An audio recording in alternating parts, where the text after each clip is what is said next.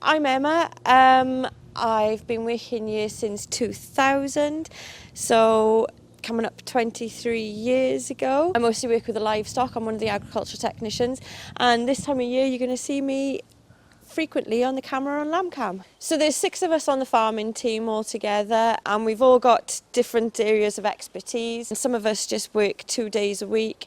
I'm full-time, and you will generally see me in these lambing sheds with the sheep.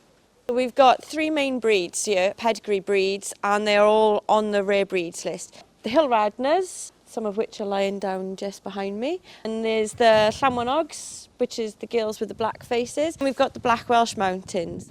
And my favourite part of this job is actually lambing time, closely followed by calving.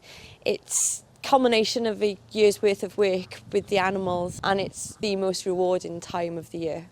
The biggest challenge of my job here actually at the museum is trying to complete all your daily farming tasks, especially something like lambing, where it's on full display to our visitors. So it's the challenges of trying to complete tasks when there's potentially hundreds and thousands of people walking through as you're trying to do something.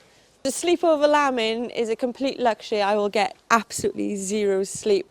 I'll just be walking around, you'll see me quite often, just trying to open my eyes up. A lot of the females are retained in the flock. We keep about 60 of them back for breeding ourselves, and a further about another 60 we will sell on for breeding. We do keep the occasional pet lamb, more of sort of a heartfelt kind of thing, not because they should be kept, because they're not good enough, but some you do get attached to, and there is a couple of them in the flock now.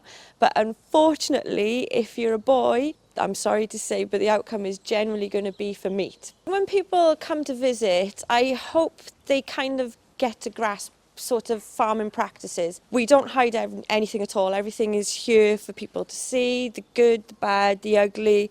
Not me, of course. It's quite nice for kids to actually see where their food comes from. So when school groups come down, we're very open in saying, you know, that the lambs go on for meat to the butchers and different things. So it's just nice for people to learn farming practices and about food production as well.